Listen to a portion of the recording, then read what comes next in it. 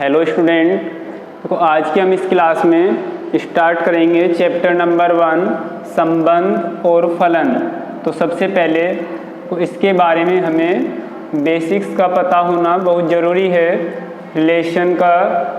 तो इसमें हम देखो देखेंगे, इसमें कुछ एग्जाम्पल भी लिखे हैं कि A, B belongs to A गुना B such that A B का भाई है। तो इसका मतलब जब हमें संबंध मिलेगा तो उसमें जो अवयव लिखे होंगे वे होंगे हमारे किरमित युग्म में लिखे होंगे।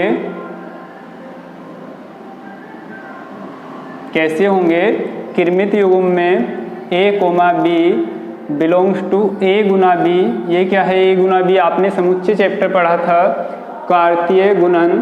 तो वहाँ से A गुना B और A B का भाई है। तो इस तरह से हम इसमें पढ़ेंगे इस चैप्टर को। तो पहले इसके बेसिक्स के बारे में कुछ जानेंगे, तो देखते हैं।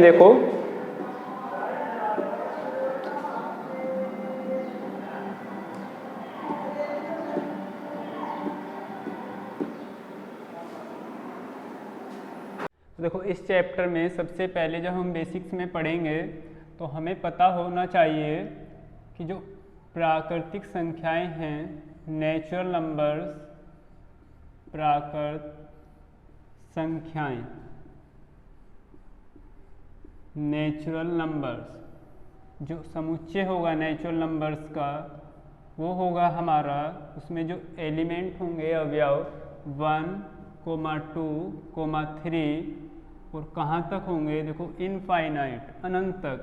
तो हमारा जब भी संबंध में n लिखा होगा तो हमें देखना होगा कि वो जो अवयव लिया है वो कहाँ से होगा? प्राकृतिक संख्याएं, नेचुरल नंबर से।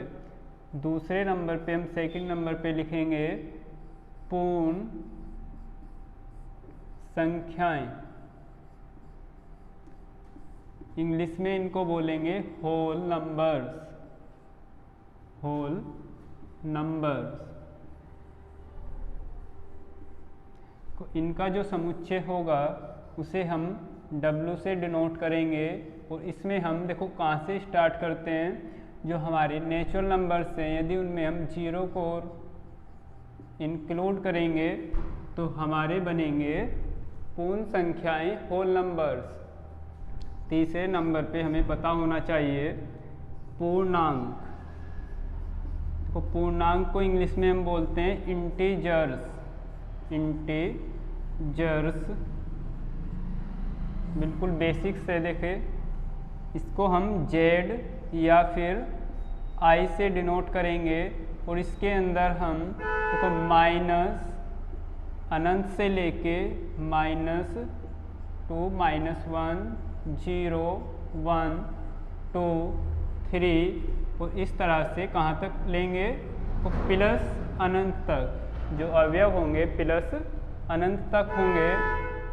इससे आगे हम फिर इसमें को नेक्स्ट जो लेंगे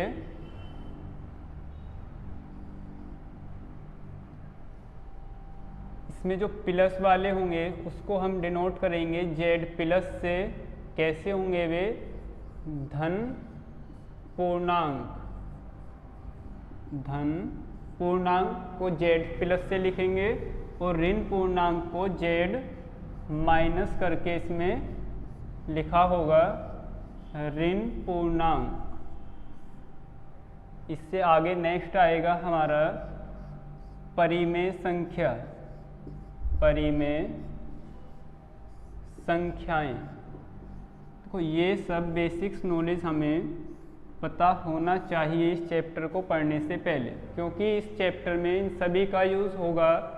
तो परिमेय संख्या आपने पढ़ा होगा 10th क्लास में भी कि वे सभी संख्या जिनको हम P/Q के रूप में लिख सकते हैं क्या कहलाएंगी? हमारी परिमेय संख्या। तब हम इसमें नोट करेंगे तो इसका जो हम समुच्चय लेंगे उसको हम Q द्वारा लिखेंगे और इसमें जो अवयव होंगे इस तरह से होंगे। देखो x सच दैट, ये हम लिखेंगे x सच दैट x बराबर P अपॉन Q, P और Q कहाँ से होंगे? देखो वे पूर्णांक से बिलोंग करेंगे, बिलोंग टू Z। वे प्लस में भी हो सकते हैं और माइनस में भी, और Q की वैल्यू वो नॉट इक्वल होगी 0। इसमें देखो Q प्लस होगा तो हम समझेंगे कि धन परिमेय संख्या, धन परिमेय संख्याओं का समुच्चय, क्योंकि परिमेय संख्या भी हमारी माइनस और प्लस दोनों ही तरह की होंगी, और Q माइनस होगा तो उसको देखेंगे हम कि ऋण परिमेय संख्याओं का समुच्चय। इससे आगे हम इसमें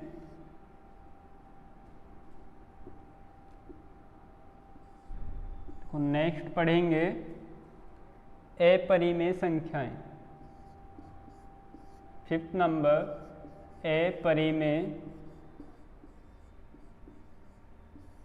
संख्याएं। इनको इंग्लिश में हम बोलेंगे इरेशनल नंबर्स। तो ऐसी संख्याएं जिनको हम P अपॉन Q के रूप में नहीं लिख सकते, हमारी अपरिमेय संख्याएं होंगी। तो यहाँ नोट करेंगे कि T बराबर x such that x belong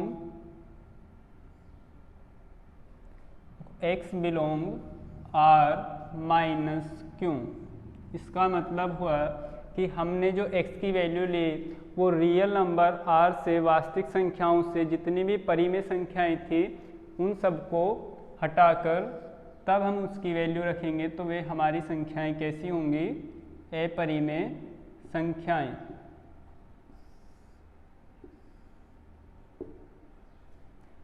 six number पे हम पढ़ेंगे इसमें वास्तविक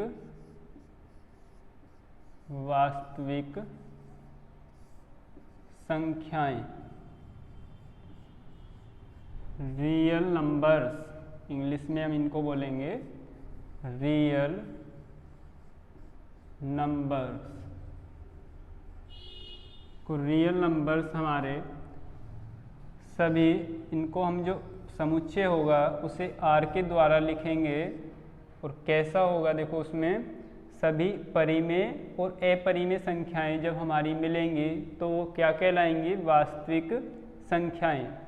उसमें हमारी देखो वैल्यू जो होंगी वो माइनस अनंत से लेकर, इसमें रूट की भी हो सकती है, अपोन में भी कोई भी वैल्यू हो सकती है। तो ये सारी संख्याएं हमारी, जैसे 1.25 इस तरह से भी हो सकता है, और भी सारी वैल्यू इसके अंदर होंगी। अंडर रूट वाली वैल्यू भी इसके अंदर होंगी, परिमेय अपरिमेय। और देखो प्लस अनंत तक इसको हम लिखेंगे तो सारी ही नंबर्स कैसे होंगे? वास्तविक संख्याएं। तो इन वास्तविक संख्याओं का इस चैप्टर संबंध और फलन में बहुत ज़्यादा उपयोग होगा। तो हमें लिखा मिलेगा कि वास्तविक संख्याओं के समुच्चय R में बताइए कि संबंध किस तरह से है, पूछेगा हमसे। तो हमें पहले उससे पता होना चाहिए कि वास्तविक संख्याएं हमारी कौन सी होती हैं। तो इसके आगे देखो हम थोड़ा सा समुच्चय को रिवाइज करेंगे, जो कि हमने 11वीं में पढ़ा था। क्या होता है समुच्चय में?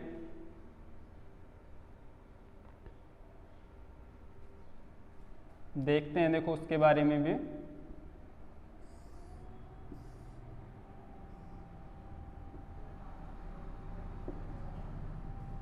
तो हमने पढ़ा था कि समुच्चय, इंग्लिश में इसको बोलते हैं सेट।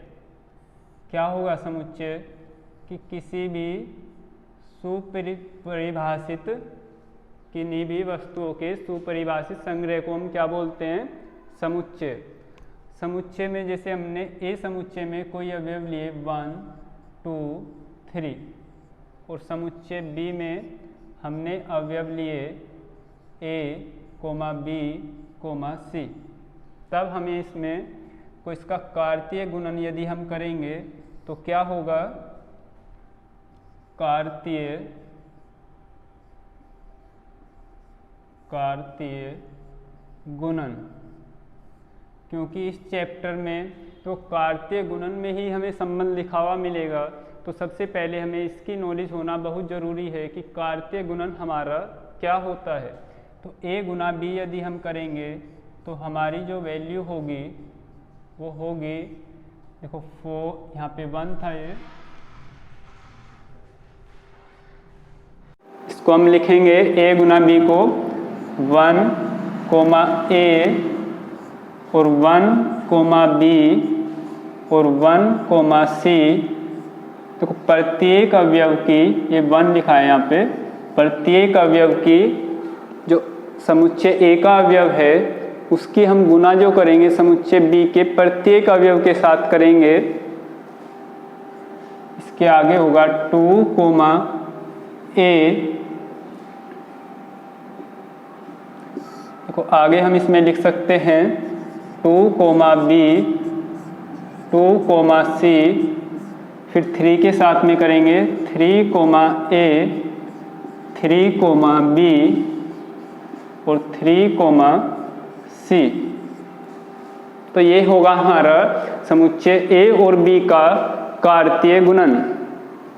अब हमने देखो ये कार्तीय गुणन ही क्यों लिखा, क्योंकि जब हमारा संबंध होगा तो हमारे उसमें जो अवयव होंगे वे कार्तीय गुणन में लिखे होंगे इस रूप में। तो हमें पहले कार्तीय गुणन ही हमें पता होना चाहिए कि कैसे हम इसे लिखते हैं। अब देखो यदि हमारा कोई संबंध इस तरह से लिखा है कि r बराबर, उसमें हमारे कोई इनमें से ही a गुना b से ही हमें अवयव लिखे मिलेंगे। तो हमारा जो संबंध है को उसमें लिखा है कि 1 कोमा b और 1 कोमा c। तो इस a गुना b के ही हमारे पास में क्या हुए, 2 अवयव हुए जो कि किरमित युग्म में लिखे हैं। तब हम को एक चीज देखते हैं यहाँ पे कि जो r होगा वो उप समुच्चय होगा a गुना b। a गुना b का क्या होगा, उप समुच्चय होगा r। उप समुच्चय आपने 11th क्लास में पढ़ा होगा, किसी भी समुच्चय का उप समुच्चय यदि हम देखते हैं तो उसी के अवयव उसमें होने चाहिए। जैसे समुच्चय हम एक एग्जाम्पल लेंगे कि 1 2 3, इस तरह से इसे समझेंगे थोड़ा। और b में लिखेंगे हम 1 और 3। तब क्या होगा कि जो समुच्चय b, हम देखते हैं कि समुच्चय b के अवयव 1 3 समुच्चय a के अंदर बिलोंग करते हैं। तब हमारा जो समुच्चय b होगा वो समुच्चय a का उप समुच्चय कहलाएगा, सबसेट ऑफ a। तो किरमित युग्म से आगे फिर हम देखते हैं, देखो संबंध।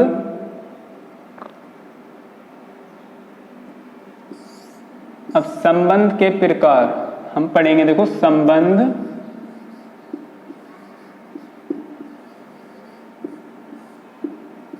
के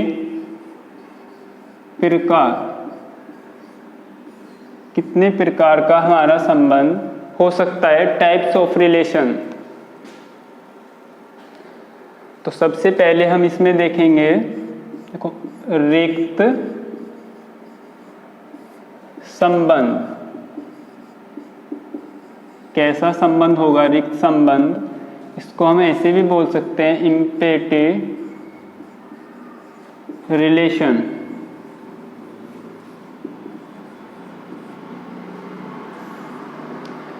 एक इम्पेटी रिलेशन रिक्त संबंध कैसा होगा, जिसमें हमारे कोई भी अवयव ना लिखा हो। इसको हम मंझला ब्रैकेट या फिर फाई से डिनोट करेंगे। तो ऐसा कोई भी संबंध हमारा हो सकता है। जैसे करके इसका एक एग्जाम्पल लेंगे, जैसे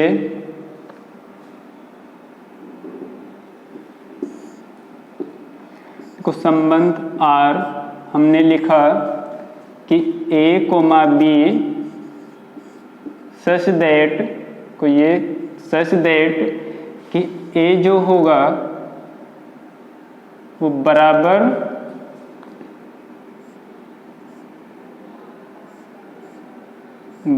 होगा माइनस बी,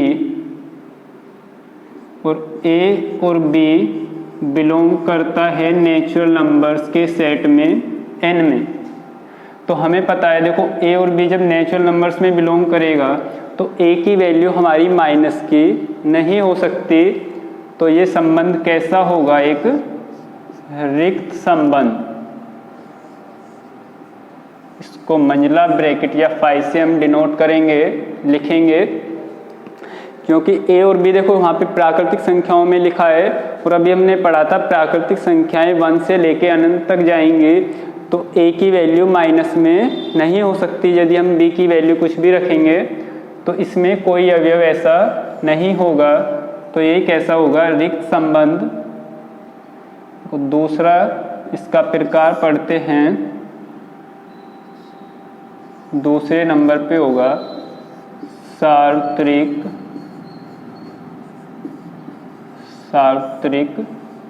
संबंध,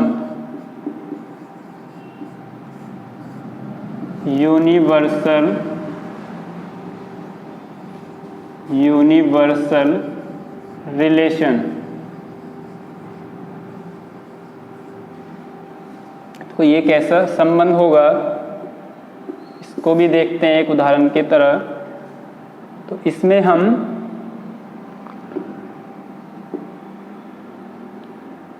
कोई संबंध R जब हमारा बराबर होगा A गुना B, यदि कोई संबंध R वो किसके बराबर होगा, A गुना B। इसका मतलब कि A और गुना B जब हमने करा कार्तीय गुणन तो उसके सभी अवयव उस संबंध के अंदर होने चाहिए। तो ये संबंध कहलाएगा सार्वत्रिक संबंध, यूनिवर्सल रिलेशन। कैसे, देखो एक उदाहरण लेंगे, जिसे हमने समुच्चय A लिया 1 2 और B समुच्चय को नोट करेंगे A B, तब हम लिखेंगे A गुना B में अवयव जो होंगे, देखो 1 के साथ में A होगा, फिर 1 B होगा, फिर आगे होगा इसमें 2 A, फिर इससे आगे होगा 2 B। तब यदि हम संबंध को R को यदि हम लिखेंगे तो हम उसमें भी ये सारे अवयव नोट करेंगे कि 1 A 1 B और 2 A और 2 B। यदि संबंध R के अंदर A गुना B के सभी अवयव उपस्थित हैं तब संबंध R एक सार्वत्रिक संबंध है। इस तरह से हमें इसे देखो एक एग्जाम्पल के द्वारा समझा। तो इन दोनों संबंधों को जो अभी हमने पढ़ा, एक रिक्त संबंध और सार्वत्रिक संबंध, तो नोट में यहाँ पे लिखेंगे कि नोट रिक्त